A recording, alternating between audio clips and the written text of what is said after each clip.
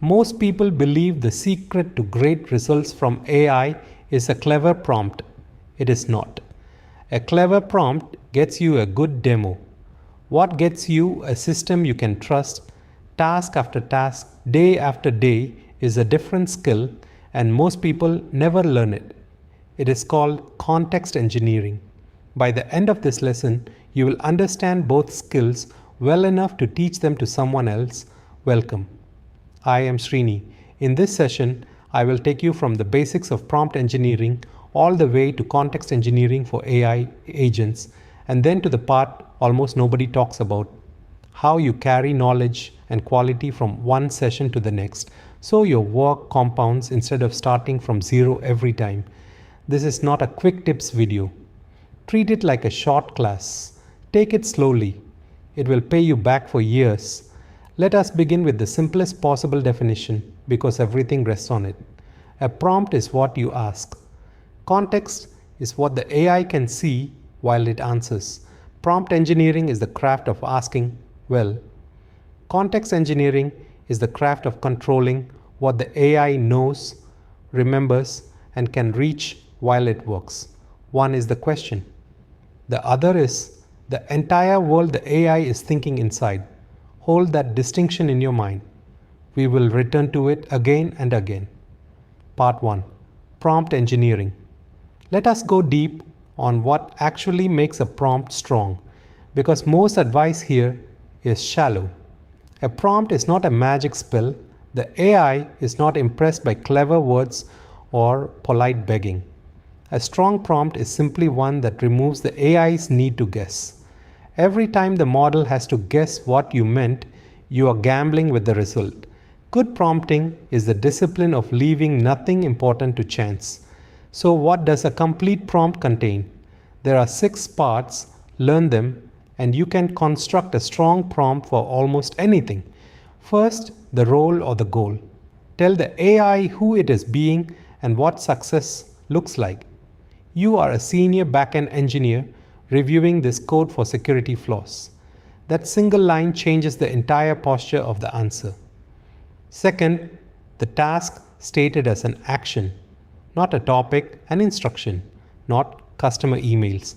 Instead, draft a reply to this customer that apologizes, explains the delay, and offers 2 options. Third, the constraints. Say what to include, what to leave out, and the boundaries it must respect. Constraints are not limits on the AI. They are how you make the output usable. Fourth, the format of the output. A table, a list, a short paragraph, a JSON object, a one-page memo. If you do not specify the shape, you will spend your time reshaping. Fifth, an example when you can give one. One small sample of what good looks like teaches the model more than 3 paragraphs of description. Show, do not only tell. 6. And this is the habit that separates professionals, ask for a plan before the work. For anything that matters, tell the AI to show its approach first before it writes the final output. That one move catches wrong turns while they are still cheap to fix. Let me make this concrete. Here is a weak prompt. Make my app better. Better how? For whom? Which part? On what device? Against what goal? The model has to invent answers to all of that, and it will invent badly. Now here is the same request, engineered. You are a product designer.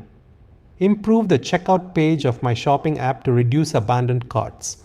Focus only on the payment step. Suggest at most 5 changes, each with a one-line reason tied to reducing friction. Do not change the branding or the colors. First, give me your plan as a short list, then wait for my go-ahead. Notice what happened. The task is bounded. The goal is clear. The output has a shape. And you get to approve the direction before any work is spent. That is prompt engineering, not decoration. Precision. Now, how do you actually become good at this? Not just informed. 3 habits. The first habit is to read the output like an editor, not a customer. When the result is weak, do not just try again with the same words louder. Ask, what did the model not know that it needed to know? What did I leave ambiguous? The second habit is to change one thing at a time. If you rewrite the whole prompt every time, you learn nothing about what worked. Adjust one variable, observe the effect, and you will build real intuition for how these systems respond. The third habit is to keep a personal library. When a prompt works well, save it. Over time, you will have a small collection of reliable patterns for your own work, and you will stop starting from a blank page. A good prompt engineer is not someone with a magic phrase. It is someone who has learned through deliberate practice how to think on behalf of the machine. But here is the hard truth about prompt engineering. It has a ceiling. You can write the most beautiful prompt in the world and still get a weak result. Why? Because a perfect instruction given to someone who cannot see the relevant information will still fail.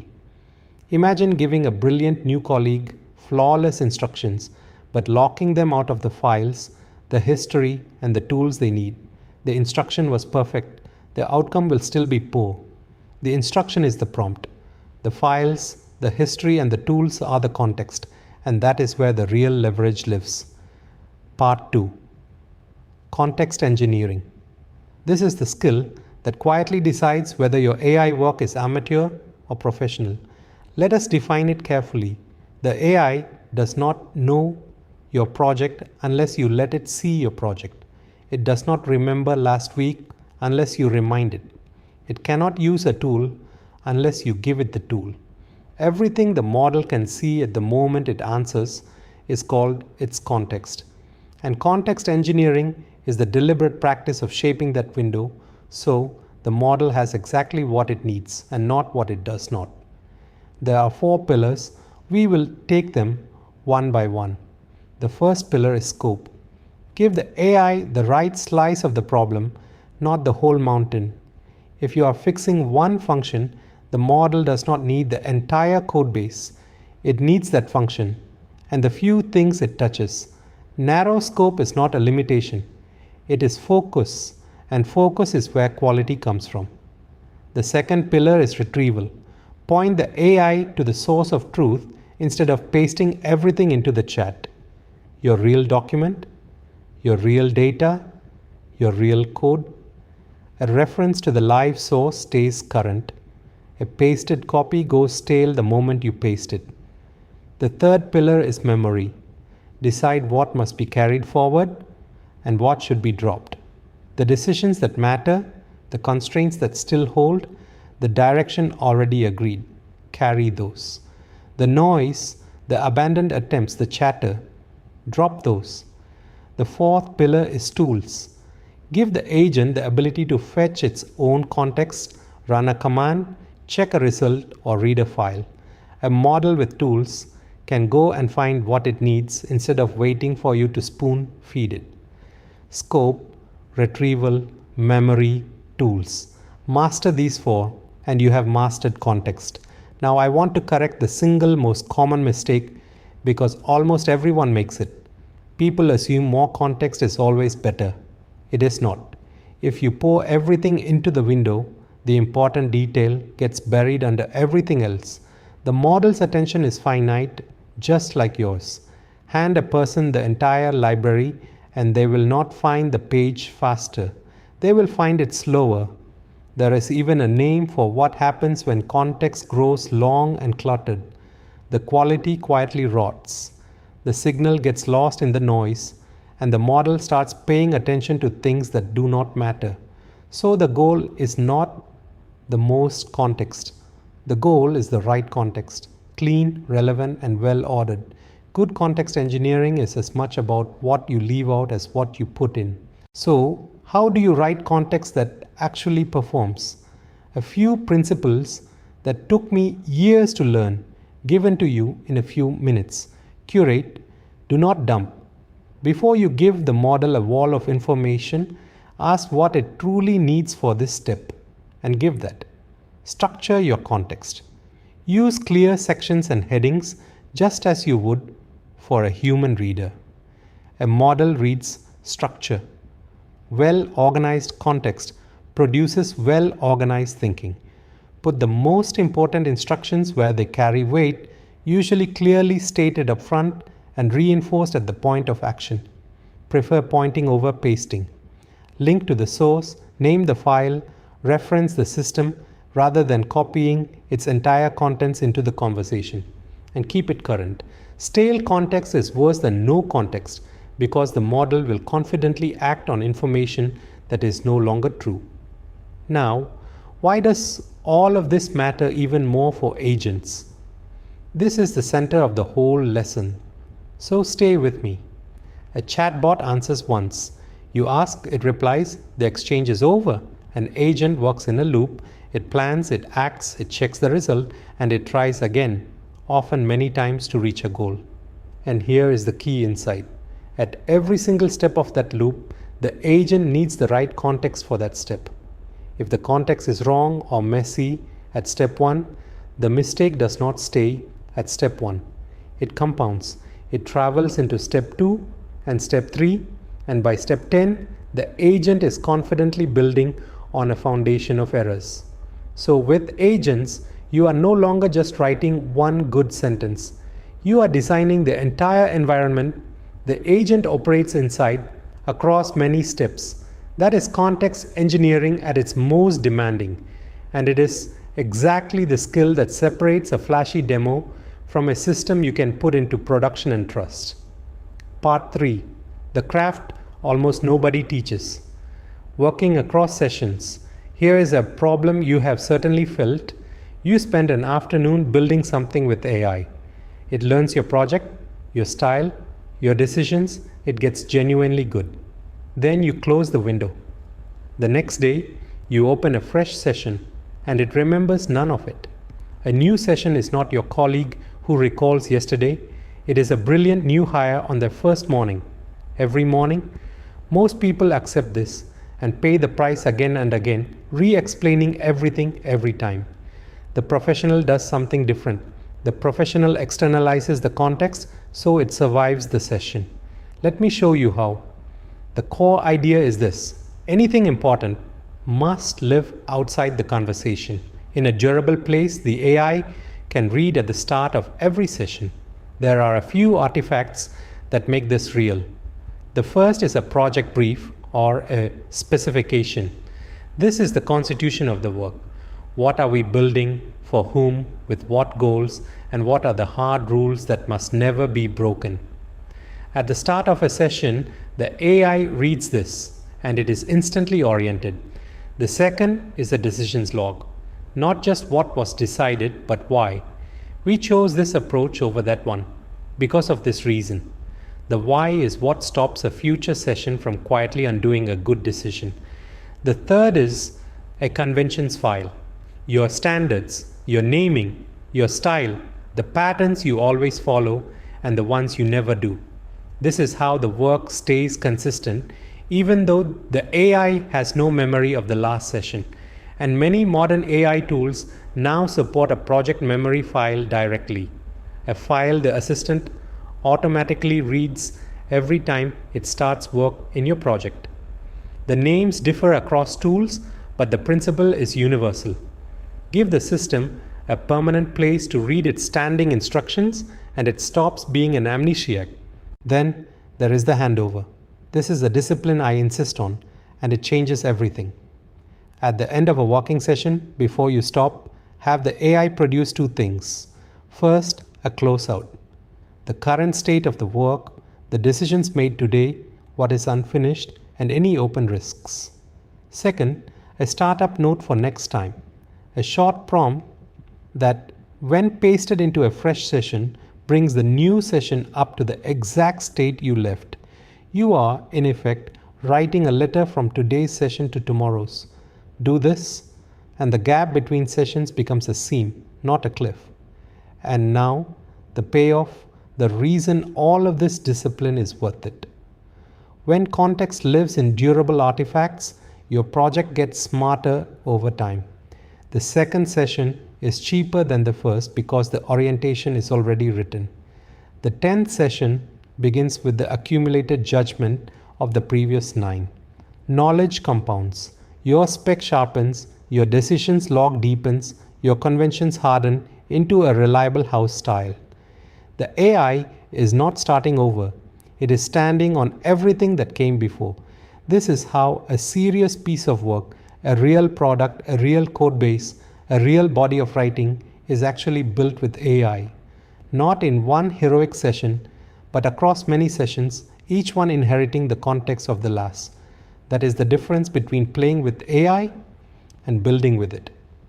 But a warning, because this power has a sharp edge, durable context must be maintained or it turns against you. Prune it.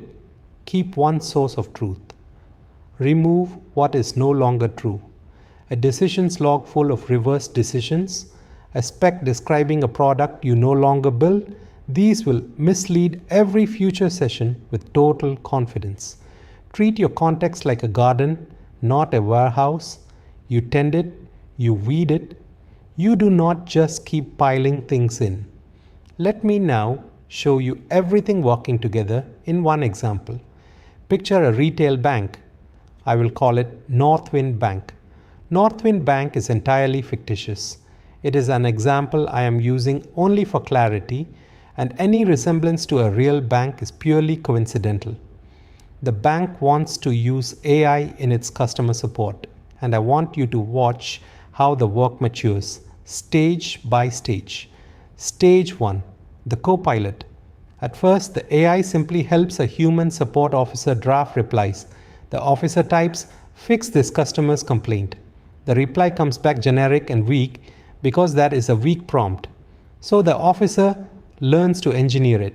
You are a support officer for a retail bank. The customer was charged a fee twice, apologize, explain the likely cause, and offer to reverse one charge. Keep it under 4 sentences, warm and clear. Now the draft is usable. Same AI. Better prompt, better result. Stage 2, give it context. The bank connects the assistant to the things it was missing. The customer's account history, the record of past tickets, the bank's own fee policy. Now the assistant does not guess why the customer was charged twice. It can see it. It stops inventing policy and starts quoting the real one. Nothing about the AI changed.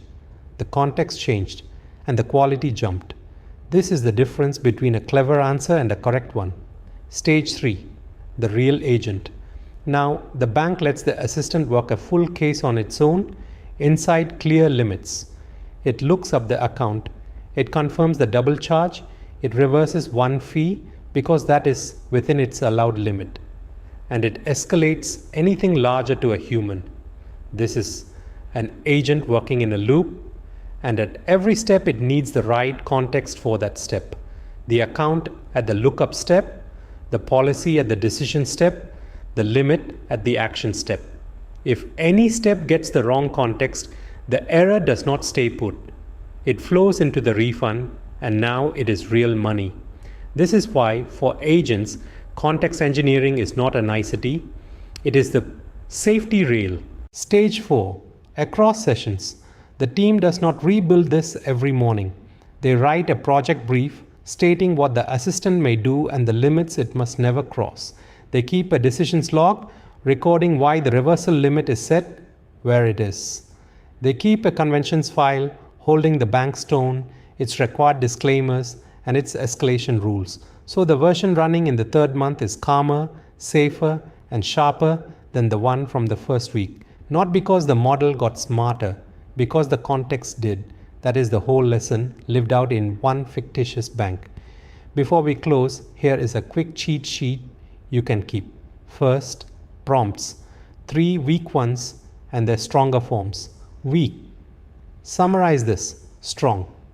Summarize this in 5 bullet points for a busy executive. Focus on the decisions and the risks and skip the background. Weak. Write some tests. Strong. Write unit tests for this function. Cover the empty input, the maximum value, and one invalid case, and show me the list before you write them. Weak. Make this email professional. Strong. Rewrite this email to a client to sound calm and confident. Keep it under 6 sentences and do not add any promise we have not agreed. Notice the pattern. The strong version always adds the audience, the scope, the format, and a limit. Now, context. 2 weak setups and the stronger forms. Weak. Pasting an entire document into the chat and asking a question. Strong. Pointing the AI to the document as a source and asking only about the section that matters. Weak. Asking an agent to fix a bug with no access to the code. Strong. Giving it the one file, the error message, and permission to run the test so it can see the result for itself. The pattern again. Right scope, real source, and the tools to check its own work. Let me now bring the whole picture together into one mental model you can keep. The prompt is the question you ask. The context is the world the AI thinks inside while it answers. The agent loop is that question asked again and again inside a world you must keep clean at every step. And the session is one chapter in a longer book where the context you save is what carries the story forward. As the work grows, the lever moves. For a single small task, the prompt matters most. For real work, the context matters more. And for work that lasts, the discipline of carrying context across sessions matters most of all. So here is the practical workflow that ties everything together. State the goal in one clear line. Give the right context, the relevant files, data, and tools, and deliberately nothing extra. Ask for a short plan and review it before any work is done. Let the agent act on one step. Check the result yourself with your own judgment. Then continue. And at the close of the session, write the handover so tomorrow inherits today. Goal, context, plan, act, check, handover. The same calm discipline every time. A few closing principles, the ones I would want a younger version of myself to hear. The AI is only as good as what it can see. When the result is weak, check the context before you blame the model. More is not better. Right is better. Point to the source instead of pasting it so your context stays alive. And when a session starts going in circles, do not push harder. Start fresh with a tighter scope and a clean handover.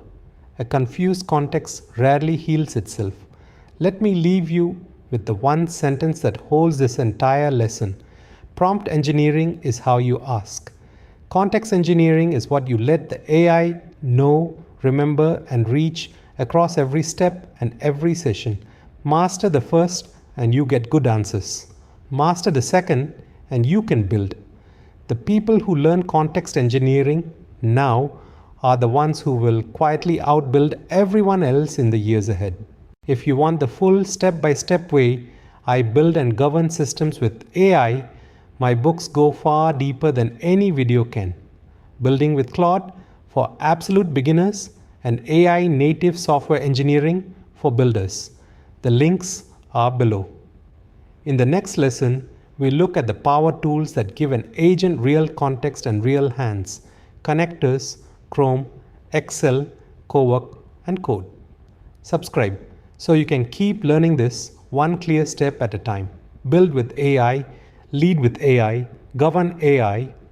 Thank you for watching. I will see you in the next one.